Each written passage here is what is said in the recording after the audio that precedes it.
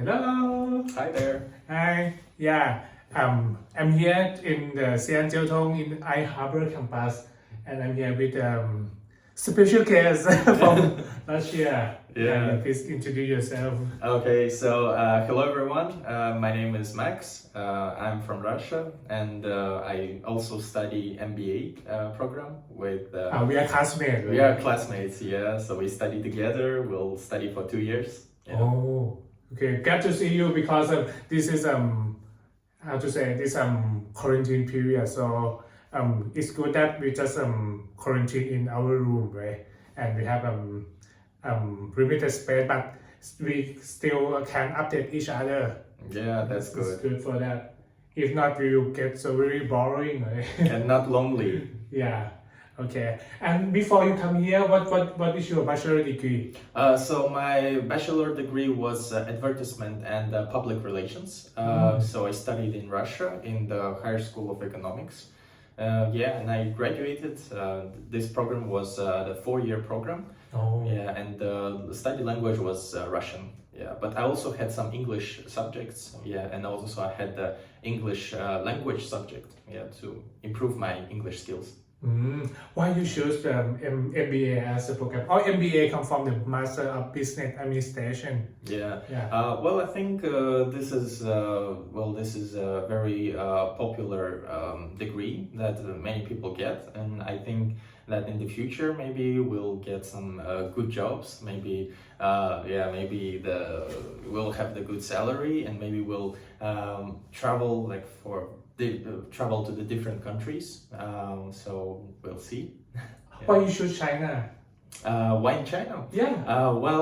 Actually, I have studied Chinese for 14 years. I was born in China, in Beijing. It was 1 year? Yeah. Oh. Yes, I was born in China, and so my mother, she's from China, and that's why being in China is very comfortable for me because I can understand the language. I can also communicate with Chinese people. Yeah, so I think that, and also the China is a developing country, and so we will have, I think, a lot of opportunities here. The opportunities to study different other programs, and also to maybe get a good job, and find new people, new friends. Yeah. And that means you was born in China and moved to Russia since you was young, right? So I was born in I was born in 2000. And when I was 14 years old, so it's 2014, we moved to Russia, the whole family, because my father's job changed, so that's why he had to stay in Russia. And so we decided that the whole family will move to Russia, and we stayed there, and then after I finished the bachelor degree, I decided to get back to China and to study the master's program. Oh, interesting. Oh, I didn't introduce your name yet, right? My name is Max. I already said it. So. Okay, Max, and I'm first. As almost every people maybe know. Right? Right. So we study together in MBA program in Xian Jiaotong University in the People's Republic of China. Yeah. In Xi'an. Xian Jiaotong. Yeah, correct. In the how to say the big city we call the big province we call Shanxi, right? Shanxi, yeah. Shanxi, yeah. And also the city we live we call Xi'an. Yeah. Yeah, this is a historical city in China, right? Yeah. By the way, the president Xi Jinping, he is also from Shanxi, from Xi'an. Oh, really? Yeah. I just know that. Yeah. Just an interesting fact. Oh. Yeah. Okay. And also, I heard that your hobby. What is your hobby since you stay in Russia? In Russia, well, I've had a lot of hobbies. I enjoyed swimming. So I participated in some sport activities, in school and in university. And also my hobby is building computers. I like to find maybe cheap components of the computer and build a computer and maybe resell it for the higher price, and so I get the small earning. And also my hobby is maybe it's teaching Chinese and teaching English. Oh, yeah. that means you can speak Mandarin very well. Yeah, it's like my mother tongue language. So, well, yeah, but I thought maybe my work colleagues and also some children in the kindergarten. Yeah. So that means you live in China so easy because you can use Chinese language, right? Yeah. Mandarin. Yeah, so it's very good. I like to also help other foreign students, maybe like a lot of Chinese workers from the university. So they don't have the good English, and that's why all foreign students, they may use the translators and something, but by using the translator, there's still a risk that something might be translated not perfectly. So there sometimes it happens the misunderstanding problem. Yeah. So that's why I like to help also the other foreign students. For example, with the check-in, with the check-out from the different quarantine dormitories. Yeah, and also with food ordering and something like that. Yeah, I can guarantee this because we here together about 2 weeks, right? Yeah. And he helped very helpful that help so many foreigner students that cannot speak Mandarin, and also someone don't understand what the announcement in the group, right? And do you have recommendation because we are here study the English program, right? But for the one who want to study China, they cannot speak Mandarin. Oh. So what do you recommend them? Of course, I recommend practices. Maybe if it's possible, you can maybe find a teacher, or maybe you can learn some basic words like hello, thank you. Do you teach online? Yeah, well, it's possible. I think Okay. I can try. Yeah, I can leave your contact below. All right, that will be cool. Yeah, and also the basic recommendation is to learn the simple words that the words that are good for everyday use. Yeah, and probably it will solve a lot of problems.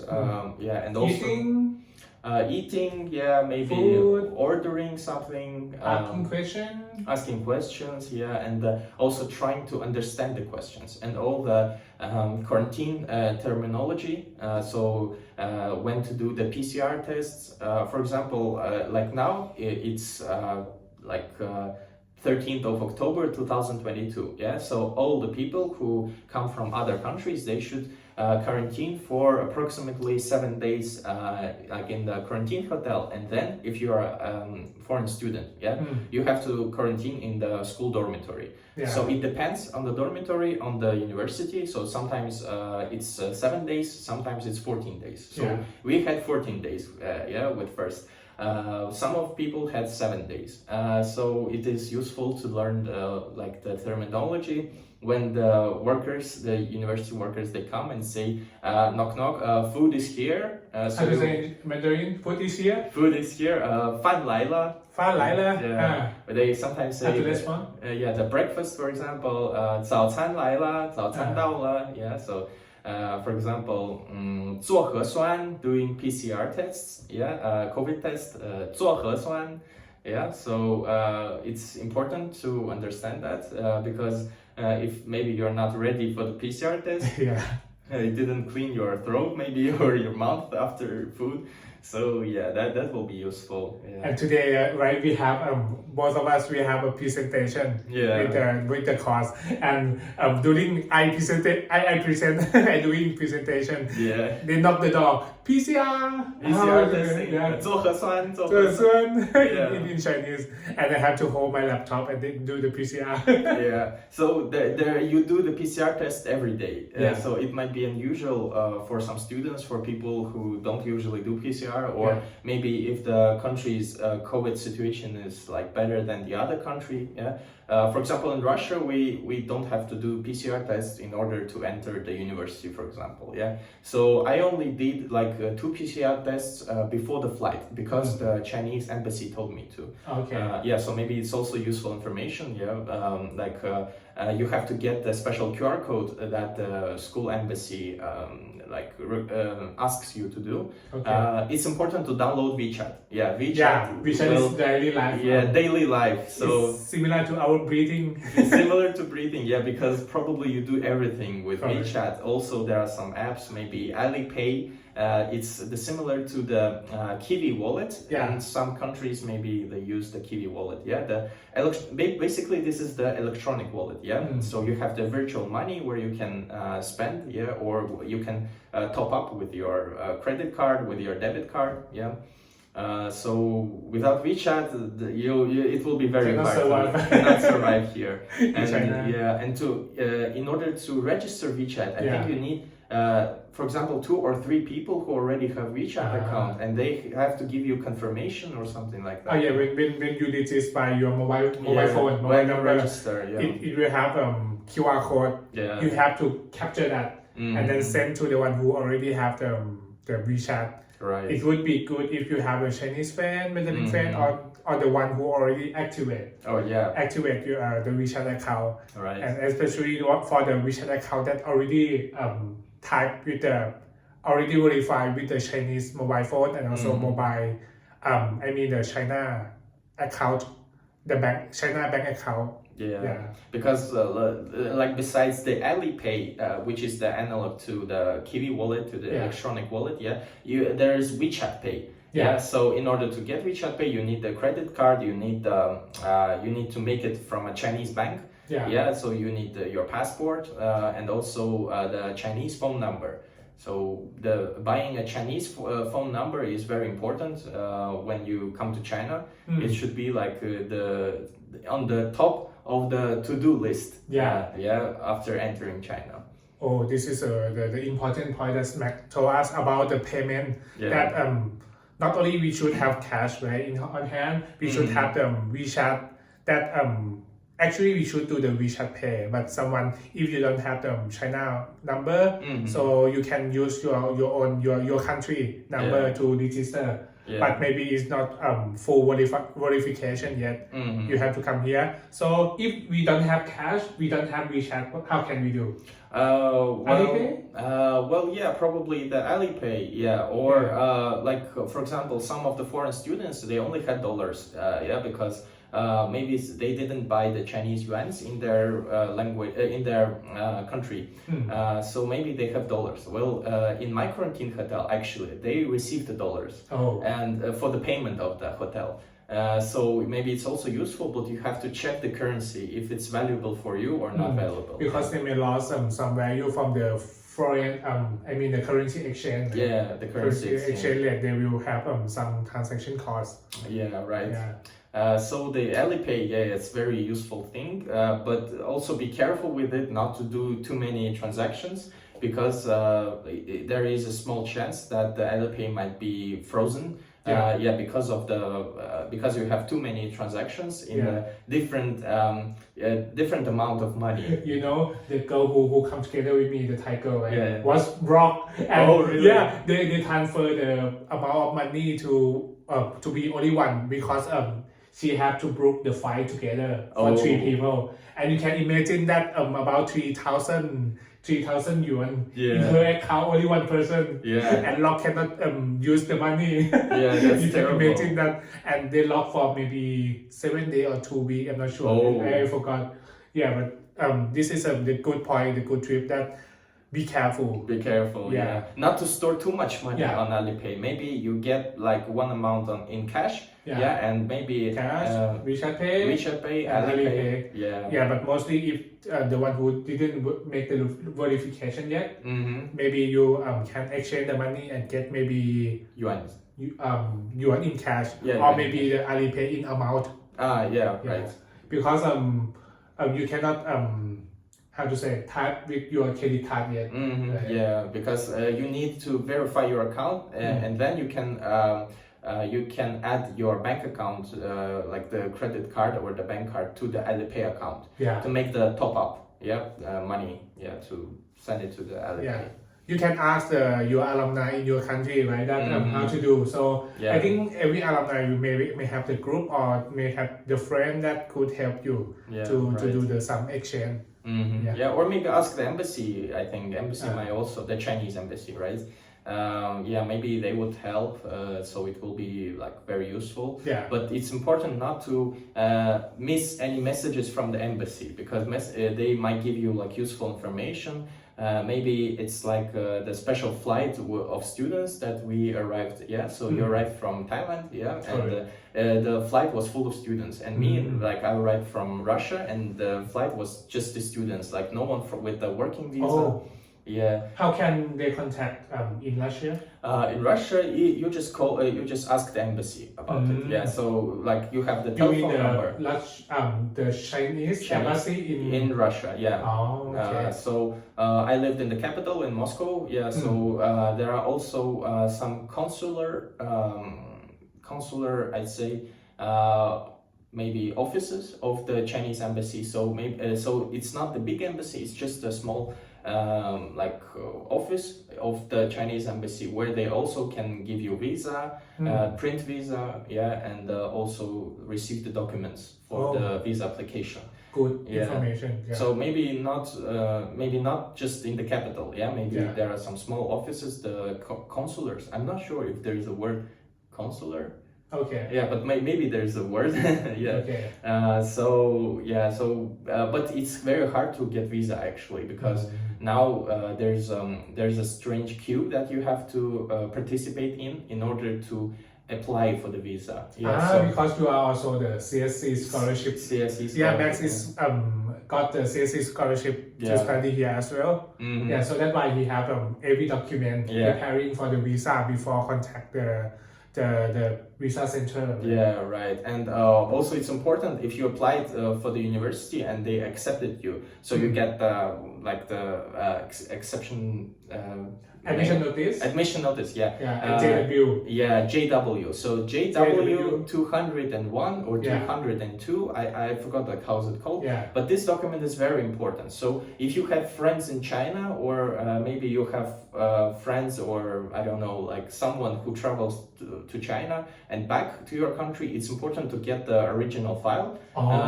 So for example in Russia, a lot of students had the problem that the embassy, it required the original document of JW file, which was printed in China, which was filled in China with the Chinese university stamp on it. So many of Russian students they face the problem that the university just refused to send the JW.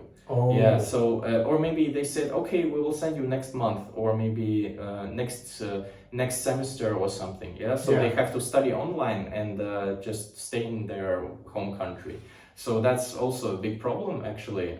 So it's important to ask university, please send us JW. Yeah, and if they couldn't send, well, then you have to probably ask for the copy.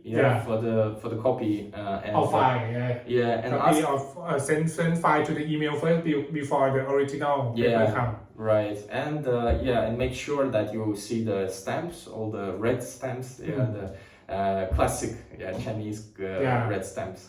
This is also very important because it's have to you have to have the documents in hand. This three required documents. First thing is about the admission, right? Admission notice that come from the university. Second, about the JW, JW 201 or 202 depend on the university. And the third one is passport. Very, very important. Yeah, passport. Or I also recommend to make the copies of your passport, copies of JW, copies of admission notice. Because like maybe embassy will ask for some copies. Agree. I do I do scan every document. Scan everything that you scan have. everything that you have from both China, from embassy or from every organization. Right. And even the bachelor certificate. It's also important. Vaccine certificate. And also if you already get a visa, right? You have to do a scan. Scanning visa and keep it on the paper and also keep it digital Yeah. on your USB drive, or maybe on your phone on the cloud or something. In China, the Google Drive didn't work. Yeah, the Google doesn't work. It's banned. So But OneDrive worked. OneDrive. Microsoft. For Microsoft is good. All right. Microsoft, maybe some other clouds. For example, in Russia, we have the big searching app. It's called Yandex. So there's also Yandex Cloud. It's the same as Google, right? Yeah. In China, the searching engine is Baidu. So Baidu also has the cloud. Does it work in China? Baidu. I mean, Yandex. Yandex works. Good. But some other apps like Telegram, for example, the social media. It doesn't work. Okay. Telegram. Same in Thailand. There is a Line application that we use for the communication. It didn't work. Was blocked. Facebook, Google, Twitter, Instagram not working. So many websites that come from international international websites. They don't work. So it's also important to download maybe all the VPNs if you want to access them. Maybe you have to study by yourself how to access if that's necessary for your education. Some apps maybe useful, maybe but you have to study. You have to study the website in China, what's available here, and you have to think about your future. Like if you plan to study or survive or working in China, you have to learn the thing in China, right? Max already gave a very useful advice that first thing is language. Language about the basic information you have to know, the daily conversation in Mandarin. Some simple words. Second thing about the document, all the document that you have, and that related to your, if you study, you will get the document from university, right? And all the document from the embassy, Chinese embassy in your country, the visa, the airplane ticket. Right? Or when you arrive here, you have to use a WeChat, right? The third one is about the payment, right? WeChat payment, Alipay payment, or even cash. I and Max highly recommend you should have cash on hand. Just in case. If someone needs the cash and you just don't have Alipay, you don't have virtual money. So you have to use the Alipay. Or if it's possible, you can open the Union Pay system card. So if it's possible in your country, so you can just ask about it. They will ask you like Visa or MasterCard or Union Pay. So if you have Union Pay, that's cool because this card can be used in China. But you have to ask the company. So the bank. So if it's possible to use the Union Pay system, it's also useful because I also brought from Russia. I bought the Union Pay card. So just in case. But sometimes some hotel or some organization didn't accept the card from other country. So it depends actually. So if you're lucky, then they'll accept it. If you're not, then no. You should prepare carefully, right? We have to survive, so we should be ready for everything. Should be ready for everything. Will we talk about the luggage and the things that you should bring? Sure. All right. Okay. So, after arriving in China, you will get a lot of COVID tests. So and also the QR codes. QR codes is like everything. So you'll get so many QR codes that you will even lose the count of them. Because it's easy for Chinese government and for police to identify via QR code. It's comfortable, it's very fast.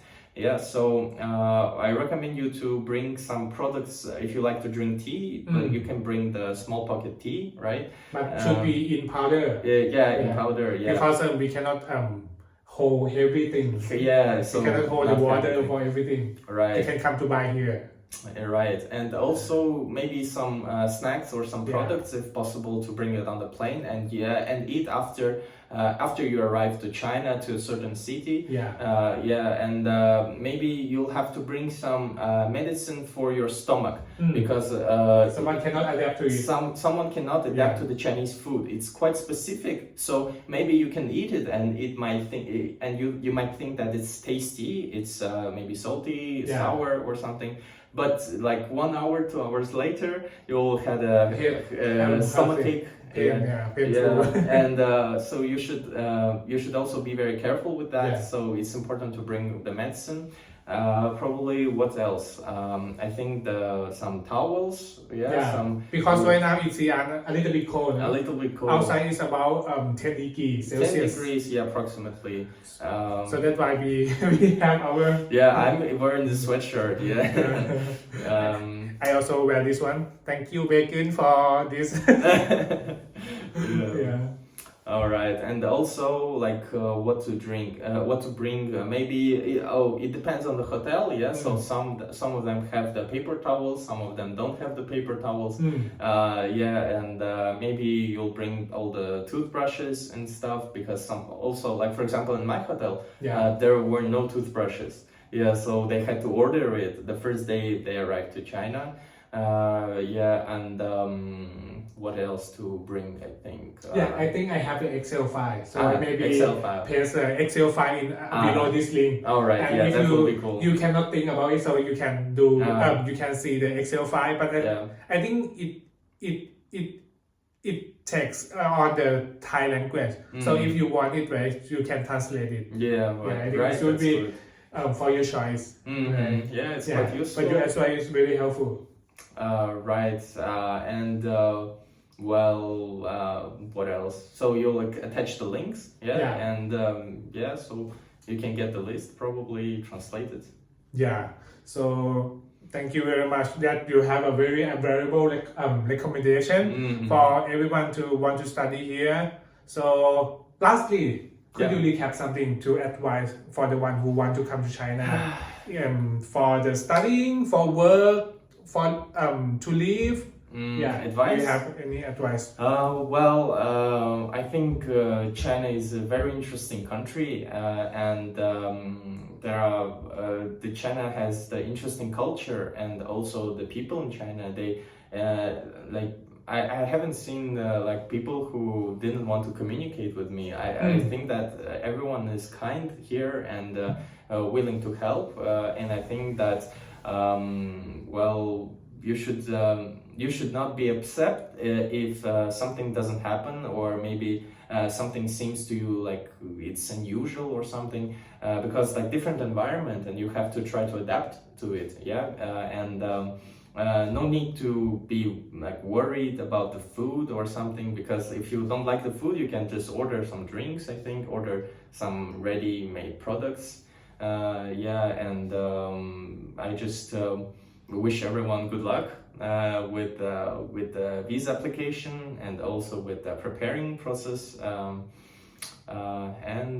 think China is the country of opportunities, and it's important to catch this opportunity and don't let it go. Okay.